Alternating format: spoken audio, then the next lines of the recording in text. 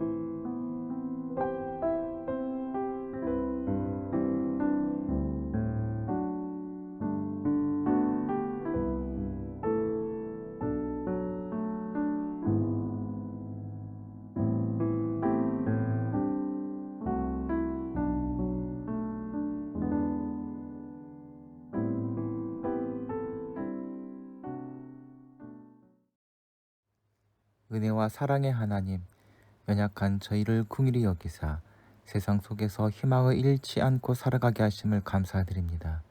무엇이 옳은지 무엇이 그른지 진리를 통해 깨닫게 하여 주시니 감사합니다. 어떤 상황 속에서도 살아계신 하나님을 바라보며 살아가게 하옵소서. 9월 셋째 주일을 저희에게 선물로 주신 하나님, 오늘도 한 마음과 한 뜻으로 하나님을 높이기를 원합니다. 진리를 따르며 소망을 잃지 않고 오직 하나님의 살아계심을 예배하는 시간이 되게 하여 주옵소서. 사랑이 많으신 하나님, 죽을 수밖에 없는 저희를 십자가의 은혜로 구원하시고 하나님 나라의 백성으로 거듭나게 하심에 감사를 드립니다. 그러나 구원받은 저희가 하나님의 자녀답게 살지 못하였으므로 이 시간 회개합니다. 저희를 향하신 하나님의 말씀을 귓전으로 흘리고 육신의 소욕대로 살았습니다. 이웃과의 관계 속에서는 안일하며 음란하며 시기하며 질투하며 분노했습니다. 주님의 뜻이 무엇인지 알면서도 내 정욕을 따라 살았기에 저희 마음은 더욱 괴로움을 고백합니다. 회개하는 모든 죄를 용서하시고 이제부터 성령님의 능력으로 몸의 행실을 죽이고 하나님의 뜻에 순종하며 살아가게 하여 주옵소서. 세상은 어지럽고 혼란합니다. 많은 사람들이 자기만의 생각과 계획을 가지고 살아갑니다. 하나님, 저희들을 붙드시고 인도하여 주옵소서. 진리로 가르치사 바른 길을 걷게 하시고 생명의 말씀으로 깨우치사 영원한 생명의 길로 걷게 하옵소서. 살아가는 동안 힘들고 어려운 역경의 시간이 많지만 소망을 잃지 않게 하옵소서. 저희를 구원하리 오직 하나님밖에 없사오니 저희를 긍휼히 여기사 하나님의 거룩한 뜻을 이뤄가는 인생을 살아가게 하옵소서. 사람의 생각과 교훈이 기준이 되지 않고 오직 영원하신 하나님만을 참된 기준으로 삼게 하옵소서. 진리의 말씀이 닻을 내리고 하나님의 샘물에서 생수의 물을 마시게 하옵소서. 이 땅의 그리스도인들이 혼탁한 시대 속에서 진리의 횃불을 높이 들고 하나님의 뜻을 드러내기를 원합니다. 선지자적 사명을 가지고 진리의 복음을 전하게 하시고 생명이 없는 자들에게 참 생명의 복음을 전하게 하옵소서. 성령이 증거하시는 역사를 이루어내는 한국 교회가 또한 되기를 원합니다. 저 북한의 땅이 열리고 그곳에도 하나님을 아는 지식이 충만해지길 기도합니다. 그리고 그 모든 과정에서 사람들을 사용하시고 그들을 통해 하나님의 지혜와 계획대로 또한 끝내 이루어지기를 간절히 기도합니다. 주님의 뜻을 이루며 살아가길 원하는 이해한 공동체 식구들을 위하여 기도합니다. 저희를 향하신 주님의 사랑을 되새기는 예배의 시간이 되게 하시고 앞으로 베푸실 은혜를 소망할 수 있도록 인도하여 주시옵소서. 오늘 저희에게 주시는 말씀을 함께 나눌 때 상한 저희 심령이 회복되게 하시고 세상을 새롭게 할 수 있는 지혜와 능력을 충만하게 채워 주시옵소서. 문봉 책방소가 깊이 뿌리내리게 하여 주시옵소서. 그래서 어떤 어려움에도 흔들리지 않게 하시고 풍성한 결실로 하나님을 기쁘시게 하고 사람들을 행복하게 하는 기업이 되게 하여 주시옵소서. 우리 구주 예수 그리스도의 이름으로 기도하옵나이다. 아멘.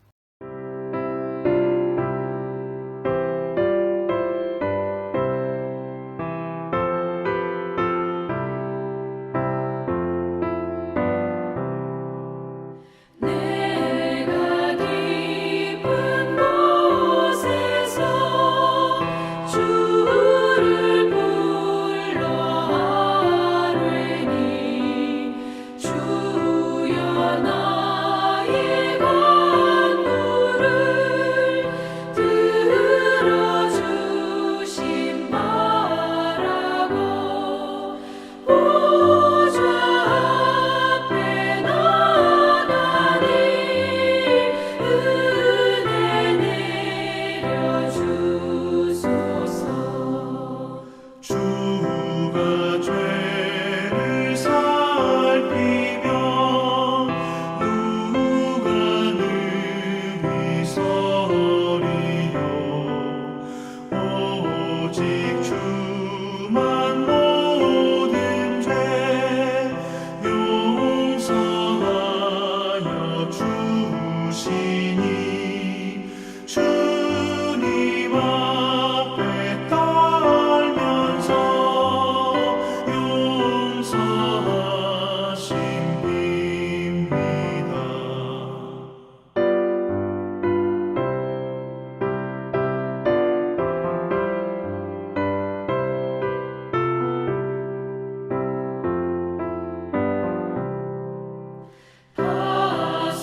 다수꾼이 새벽을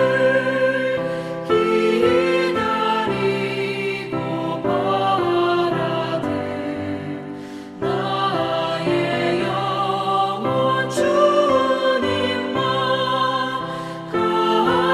간절하게 바라네. 이스라엘 백성아 주를 바라보아라. 주의 크신 은혜와 그의 능력 바라라. 주의 기쁜 은총에 우리 구원이 있으니 변함없는 주님만 믿고 기다릴지라.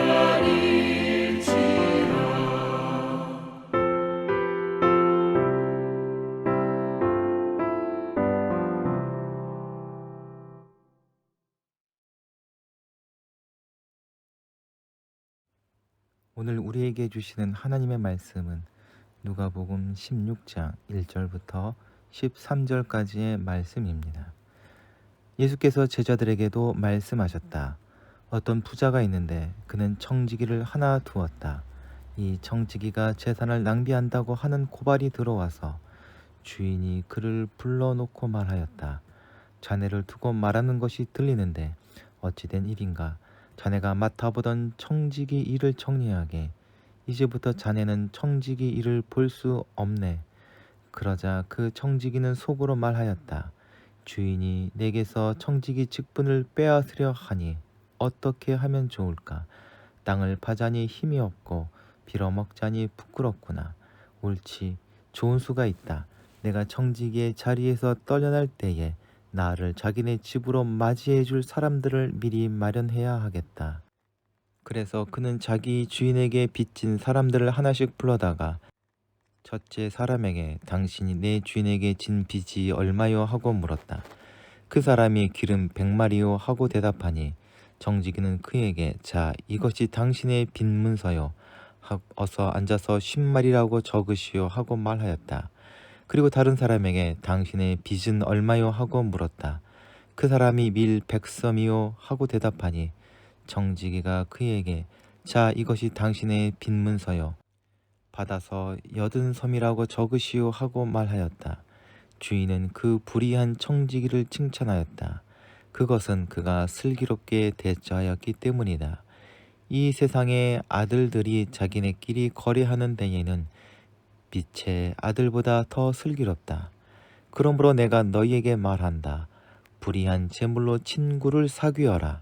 그래서 그 재물이 없어질 때에 그들이 너희를 영원한 처소로 맞아들이게 하여라. 가장 작은 일에 충실한 사람은 큰 일에도 충실하고 가장 작은 일에 불의한 사람은 큰 일에도 불의하다. 너희가 불의한 재물에 충실하지 못하다면 누가 참된 것을 너희에게 맡기겠느냐? 또 너희가 남의 것에 충실하지 못하다면 누가 너희의 몫을 너희에게 주겠느냐? 한 종이 두 주인을 섬기지 못한다. 그가 한쪽을 미워하고 다른 쪽을 사랑하거나 한쪽을 떠받들고 다른 쪽을 업신여길 것이다. 너희는 하나님과 재물을 함께 섬길 수 없다. 아멘.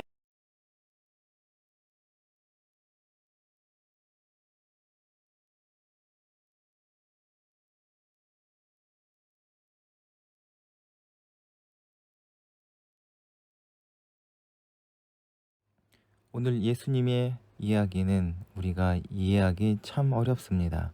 예수님은 세상의 조롱과 멸시에 개의치 말고 빛과 소금의 역할을 감당하라 하셨는데 오늘 본문의 이야기는 그와 정반대되는 이야기처럼 들립니다. 얼핏 주인을 속인 불의한 청지기를 본받으라 하는 것 같습니다. 잘못하면 말씀 속에서 길을 잃을 수도 있습니다. 말씀 속에서 길을 잃지 않기 위해서 정신을 바짝 차리고 예수님의 음성에 귀를 기울여야 할 것입니다. 예수님께서는 하늘의 지혜를 말씀하실 때 듣는 사람들이 쉽게 이해할 수 있도록 비유를 자주 사용하셨는데 오늘 본문의 이야기는 이해하기 쉽지 않다는 의미에서 난해 구절로 분류됩니다. 주인의 돈을 자기 마음대로 사용하고 장부를 허위로 꾸민 불의한 청지기인데 어떻게 주인의 칭찬을 받을 수 있는가? 우리는 쉽게 이해가 되지 않습니다. 역사상 많은 설교자와 성서학자들에게도 이 비유는 되도록 피하고 싶은 예수님의 말씀으로 악명이 높습니다. 기독교를 공인했던 콘스탄틴 대제의 후손이었지만 배교하고 기독교를 핍박했던 율리아누스 황제는 이 비유를 근거로 들어 기독교인들에 대한 로마의 박해를 정당화하는 악의적 주장을 펼쳤습니다. 그는 이 비유가 예수의 제자들이 거짓말쟁이요 도둑임을 이야기한다고 주장하면서 고귀한 로마인은 이 모든 부패한 영향을 거부해야 한다고 했습니다. 쉽고 단순했던 예수님의 다른 비유와 달리 이 불의한 청지기 비유는 읽는 이들을 당혹스럽게 하는 말씀인 것만은 사실입니다. 그러나 이 비유 속에도 하늘의 지혜, 생명의 은혜가 들어있는 것은 확실합니다. 이야기를 어떻게 풀어야 할지 함께 고민하고 이야기 속에 담긴 진정한 예수님의 마음을 함께 듣도록 합시다. 누가는 누가복음 15장에서 잃은 양을 찾는 목자 비유, 잃은 드라크마를 찾는 여인, 잃어버린 아들을 되찾은 아버지를 기록하면서 하나님께서는 잃어버린 죄인을 찾고 계신다는 사실을 우리들에게 알려줍니다. 이어지는 16장에도 두 개의 비유, 즉 불의한 청지기, 부자와 거지 나사로 이야기가 있습니다. 16장의 두 비유는 부자가 주인공으로 등장하고 재물을 주제로 삼고 있다는 점에서 공통점이 있습니다. 하지만 16장의 첫 번째 비유인 오늘 불의한 청지기 비유가 15장의 세 개의 비유와 묶어야 한다는 의견도 있습니다. 이 비유의 제목을 잃어버린 청지기를 찾은 주인의 이야기로 바꿀 수 있는 여지가 충분해 보입니다. 어떤으로 시작되는 12장의 비유들처럼 어떤으로 시작된다는 점, 잃은 양과 드라크마와 그리고 둘째 아들과 같이 죄인으로 보이는 청지기가 등장한다는 점, 목자와 여인, 아버지의 이해할 수 없는 결정과 마찬가지로 부자 주인의 판단과 발언 역시 상식적이지 않다는 점이 이런 주장을 뒷받침해 줍니다. 즉, 청지기의 입장이 아닌 주인의 눈으로 이야기를 풀어 나가야 한다는 것입니다. 오늘 이야기는 예수님의 인물 소개로 시작됩니다. 부자인 주인이 있고 그의 청지기가 나옵니다. 주인의 귀에 청지기가 재산을 낭비한다는 고발이 들려왔습니다. 어떤 형식으로 낭비를 했는지 모르지만 그가 해고당한 후에 먹고 살 일을 걱정하는 것을 보면 주인의 재산을 착복하지는 않았던 것 같습니다.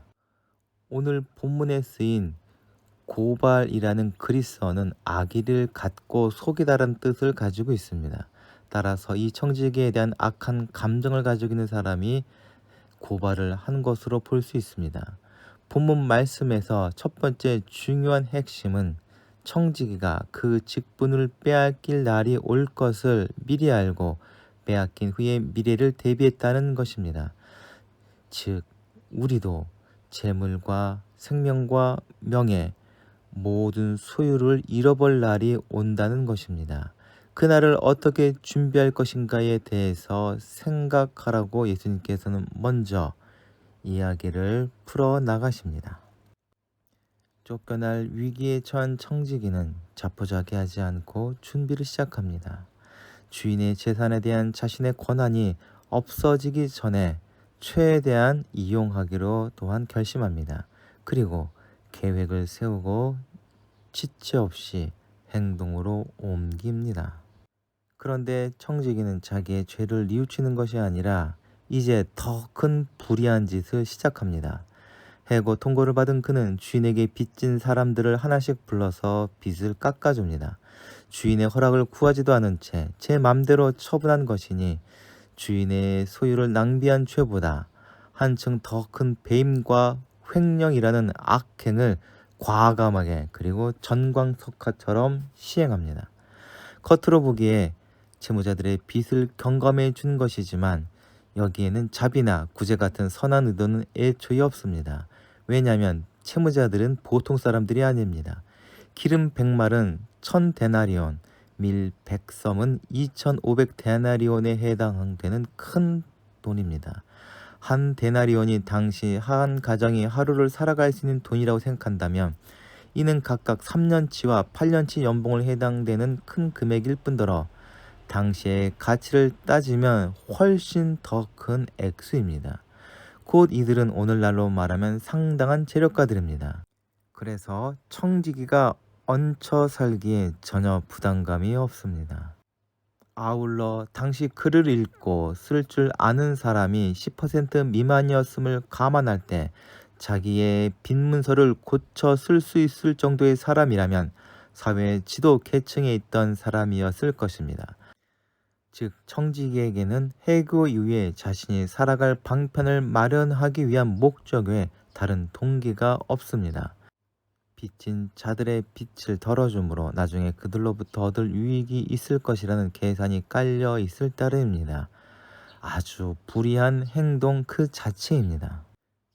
그런데 이 사실을 주인이 알게 됩니다. 그런데 이 주인은 청지기를 고발하거나 함께 공모한 채무자들을 고발하지 않고 오히려 청지기의 영리함에 대해 칭찬합니다. 왜 주인은 분명히 큰 손해를 입었는데 관가에 고발하지 않고 오히려 칭찬하였을까? 오늘날 우리가 살아가는 이 시대의 사고방식으로 생각하면 청지기와 채무자들은 횡령과 배임 그리고 사문서 위조에 해당되는 범죄를 저지른 범죄자들입니다. 그러나 유대 사회는 로마 제국이 운영하는 형민법상의 사회법 제도 외에 모세로부터 내려오는 율법에 의해 움직여지는 경제 체제를 가지고 있었습니다. 출애굽기 22장에는 너희 가운데 누가 어렵게 사는 나의 백성에게 돈을 구워주게 되거든 그에게 채권자 행사를 하거나 이자를 받지 말라. 모세의 율법은 특별히 가난한 자들에 대한 자비와 사랑을 넘어서 동족을 하나의 가족같이 여기라고 말씀하고 있습니다.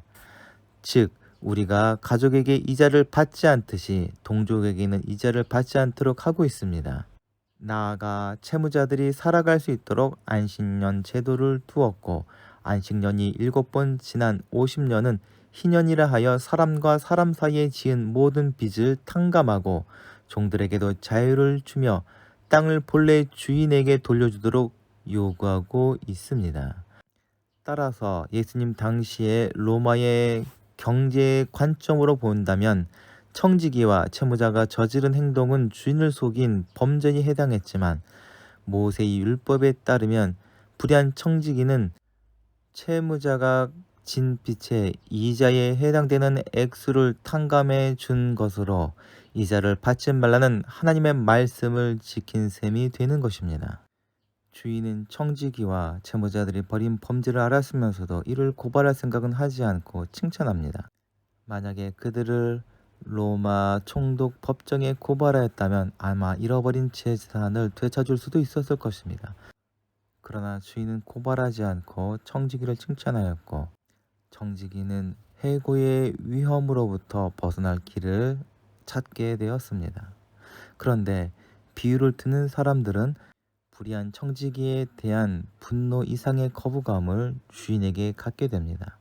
청지기의 부당한 행동에 상응하는 심판을 내려야 함에도 불구하고 주인은 청지기를 칭찬했기 때문입니다. 이 부자 주인의 모습은 어디서 본 듯합니다.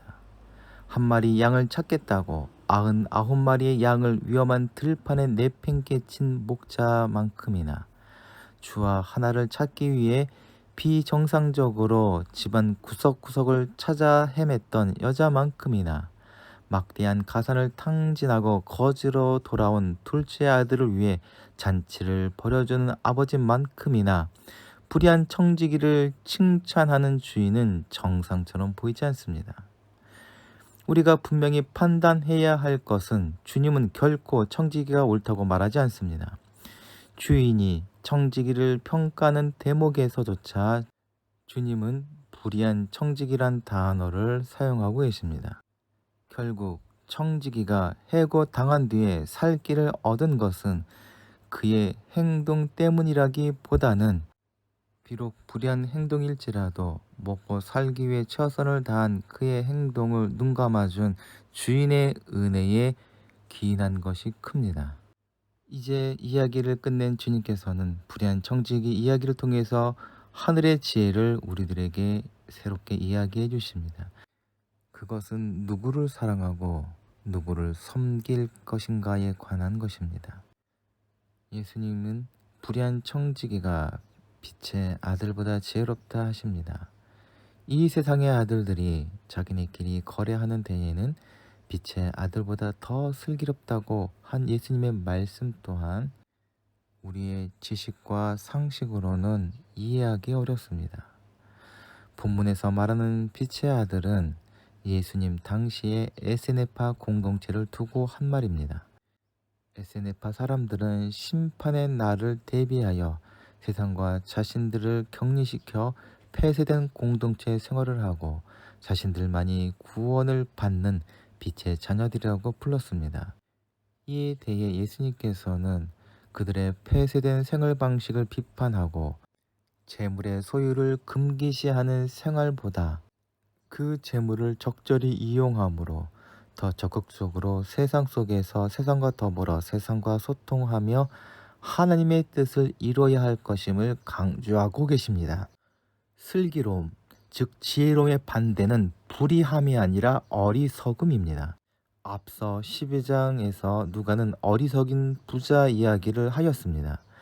부자의 많은 소유는 풍성한 소출, 즉 정당한 복을 받았음에 기인한 것으로 불의한 것과는 거리가 먼 부자였습니다. 그럼 그가 벼랑간 죽게 되었는데 그 파멸은 어리석음의 결과입니다. 말하자면 멸망당하는 원인은 불의함 때문이라기보다는 어리석음 때문이라는 진실을 알려주고 있는 이야기입니다. 불의한 청지기 비유에서 청지기는 비록 불의했지만 그래도 지혜로웠습니다. 그리고 그 지혜로움 때문에 해고 이후의 위기를 잘 넘겼던 것입니다. 그렇다면 우리 그리스도인에게 있어서 그 지혜로움이란 무엇입니까? 청지기의 지혜로움은 재물을 목적이 아니라 도구로 삼아서 최대한 이용하였다는 점입니다. 돈을 주인이 아니라 도구로 삼았다는 점에서 지혜롭지만 자기를 위해서 이용했다는 점에서 결국 불의한 사람에 불과합니다. 즉 청지기의 의도는 불의하다고 분명히 하시면서 그의 지혜로움을 높이 평가하고 계십니다. 하나님과 마찬가지로 재물은 인간에게 충성을 요구합니다. 많은 사람들은 재물을 얻기 위해 일하고 희생하고 노력합니다. 심지어 더 많은 재물을 얻기 위해 속이고 남을 해치고 빼앗기까지 합니다. 마침내 재물이 목적이 되고 신이 되고 주인이 되어 재물을 소유한 사람의 모든 관계를 파괴하고 인격을 파탄으로 이끌며 마침내 멸망의 자리로 이끌게 되는 것입니다. 하나님과 재물, 두 주인 중에 누구를 섬길 것인가가 어리석음과 지혜로움을 결정짓습니다.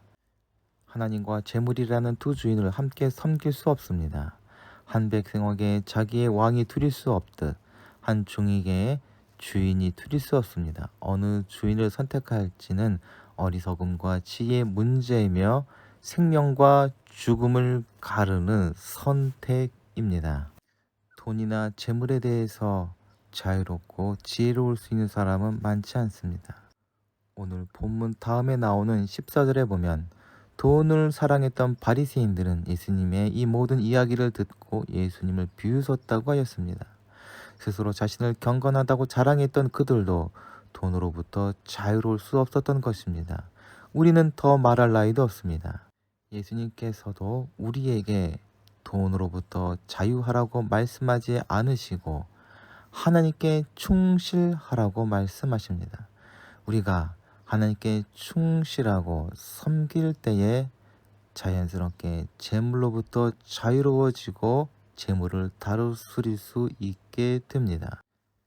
이한 공동체 식구들 모두 재물로 인해서 걱정하고 고통받는 사람들을 넘어서 가장 좋은 것으로 우리에게 공급해 주시는 하나님의 은혜로 살아가며 찬송과 감사로 하나님께 영광 돌리는 성도들 되시기를 소망합니다. 함께 기도하시겠습니다.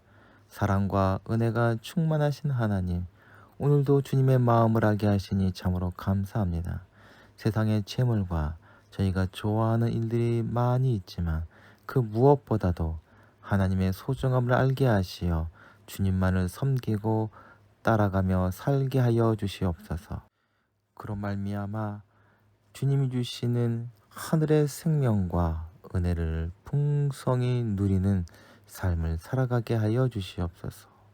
오늘도 주 안에서 평강과 자유를 누리게 하시고 저희로 이웃들에게 참된 신뢰로 다가가게 하시고 그들에게 주님의 생명의 복음을 전하고 나누게 하여 주시옵소서. 우리 구주 예수 그리스도의 이름으로 기도하옵나이다. 아멘. 함께 공동체의 고백을 하시겠습니다. 하나, 우리는 문제가 있습니다. 둘, 문제에는 끔찍한 대가가 있습니다. 셋, 하나님은 해결책을 가지고 계십니다. 넷, 그 해결책은 믿음으로 누립니다.